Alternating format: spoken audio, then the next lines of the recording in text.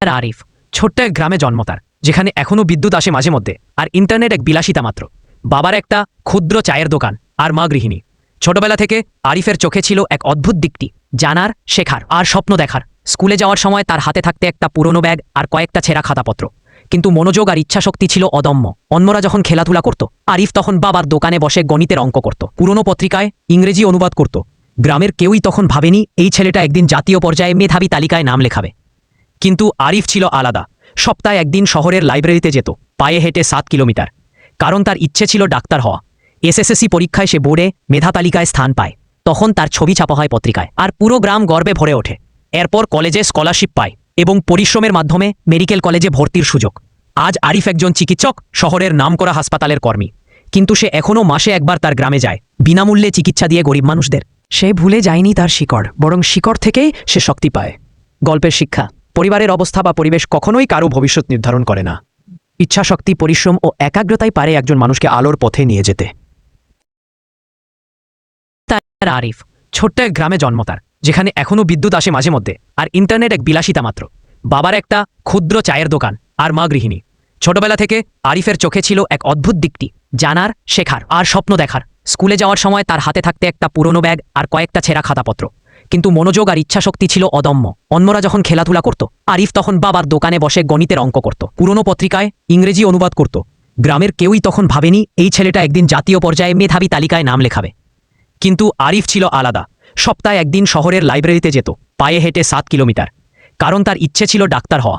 SSC পরীক্ষায় সে বোর্ডে মেধা তালিকায় স্থান পায়। তখন তার ছবি ছাপা হয় পত্রিকায়, আর পুরো গ্রাম গর্বে ভরে ওঠে। এরপর কলেজে স্কলারশিপ পায় এবং পরিশ্রমের মাধ্যমে মেডিকেল কলেজে ভর্তির সুযোগ। আজ আরিফ একজন চিকিৎসক, শহরের নামকরা হাসপাতালের কর্মী।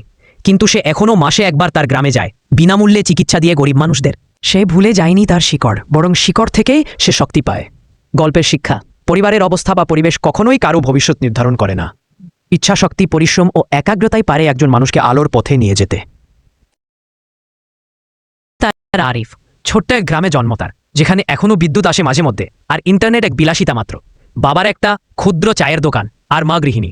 ছোটবেলা থেকে আরিফের চোখে ছিল এক অদ্ভুত দিকটি, জানার, শেখার আর স্বপ্ন দেখার। স্কুলে যাওয়ার সময় তার হাতে থাকতে একটা পুরনো ব্যাগ আর কয়েকটা ছেঁড়া খাতাপত্র, কিন্তু মনোযোগ আর ইচ্ছাশক্তি ছিল অদম্য। অন্যরা যখন খেলাধুলা করত, আরিফ তখন বাবার দোকানে বসে গণিতের অঙ্ক করত, পুরনো পত্রিকায় ইংরেজি অনুবাদ করত। গ্রামের কেউই তখন ভাবেনি এই ছেলেটা একদিন জাতীয় পর্যায়ে মেধাবী তালিকায় নাম লেখাবে। কিন্তু আরিফ ছিল আলাদা।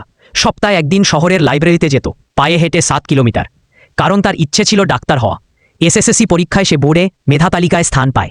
তখন তার ছবি ছাপা হয় পত্রিকায়, আর পুরো গ্রাম গর্বে ভরে ওঠে। এরপর কলেজে স্কলারশিপ পায় এবং পরিশ্রমের মাধ্যমে মেডিকেল কলেজে ভর্তির সুযোগ। আজ আরিফ একজন চিকিৎসক, শহরের নামকরা হাসপাতালের কর্মী। কিন্তু সে এখনও মাসে একবার তার গ্রামে যায়, বিনামূল্যে চিকিৎসা দিয়ে গরিব মানুষদের। সে ভুলে যায়নি তার শিকড়, বরং শিকড় থেকেই সে শক্তি পায়। গল্পের শিক্ষা: পরিবারের অবস্থা বা পরিবেশ কখনোই কারো ভবিষ্যৎ নির্ধারণ করে না। ইচ্ছাশক্তি, পরিশ্রম ও একাগ্রতাই পারে একজন মানুষকে আলোর পথে নিয়ে যেতে।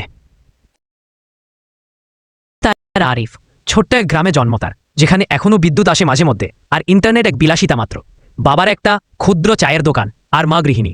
ছোটবেলা থেকে আরিফের চোখে ছিল এক অদ্ভুত দিকটি, জানার, শেখার আর স্বপ্ন দেখার। স্কুলে যাওয়ার সময় তার হাতে থাকতে একটা পুরনো ব্যাগ আর কয়েকটা ছেঁড়া খাতাপত্র, কিন্তু মনোযোগ আর ইচ্ছাশক্তি ছিল অদম্য। অন্যরা যখন খেলাধুলা করত, আরিফ তখন বাবার দোকানে বসে গণিতের অঙ্ক করত, পুরনো পত্রিকায় ইংরেজি অনুবাদ করত। গ্রামের কেউই তখন ভাবেনি এই ছেলেটা একদিন জাতীয় পর্যায়ে মেধাবী তালিকায় নাম লেখাবে। কিন্তু আরিফ ছিল আলাদা। সপ্তাহে একদিন শহরের লাইব্রেরিতে যেত, পায়ে হেঁটে 7 কিলোমিটার, কারণ তার ইচ্ছে ছিল ডাক্তার হওয়া।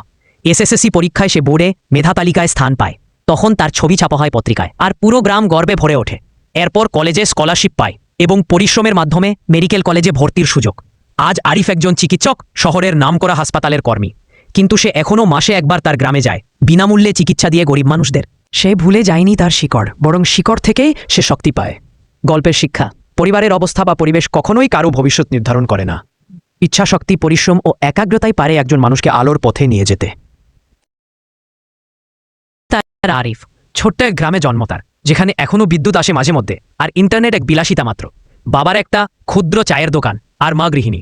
ছোটবেলা থেকে আরিফের চোখে ছিল এক অদ্ভুত দিকটি, জানার, শেখার আর স্বপ্ন দেখার। স্কুলে যাওয়ার সময় তার হাতে থাকতে একটা পুরনো ব্যাগ আর কয়েকটা ছেঁড়া খাতাপত্র, কিন্তু মনোযোগ আর ইচ্ছাশক্তি ছিল অদম্য। অন্যরা যখন খেলাধুলা করত, আরিফ তখন বাবার দোকানে বসে গণিতের অঙ্ক করত, পুরনো পত্রিকায় ইংরেজি অনুবাদ করত। গ্রামের কেউই তখন ভাবেনি এই ছেলেটা একদিন জাতীয় পর্যায়ে মেধাবী তালিকায় নাম লেখাবে। কিন্তু আরিফ ছিল আলাদা। সপ্তাহে একদিন শহরের লাইব্রেরিতে যেত, পায়ে হেঁটে 7 কিলোমিটার। কারণ তার ইচ্ছে ছিল ডাক্তার হওয়া।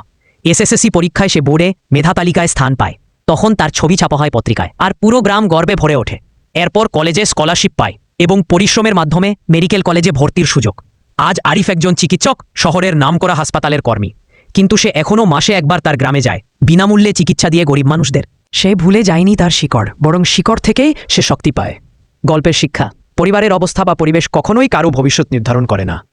ইচ্ছাশক্তি, পরিশ্রম ও একাগ্রতাই পারে একজন মানুষকে আলোর পথে নিয়ে যেতে।